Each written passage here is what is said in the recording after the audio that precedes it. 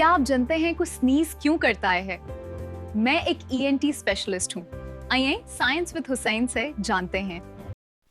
जब भी कोई छोटी सी चीज़ हमारे नाक को टच करती है, चाहे वो ऊपर ही क्यों ना हो, तो हमें छींक आ जाती है। ऐसा क्यों होता है, आइए देखते हैं। जब कोई छोटी सी मिट्टी या एलर्जन हमारी नाक के अंदर टकराता है तो देखिए ये चिंगली जैसा सिग्नल दिमाग तक जाता है और छेंक आती है। दिमाग तक सिग्नल जाने के बाद दिमाग ये फैसला करता है और फौरन फेफड़ों को ये हुक्म देता है कि एक ज़ोरदार सी हवा अंदर लेके बाहर निकालो।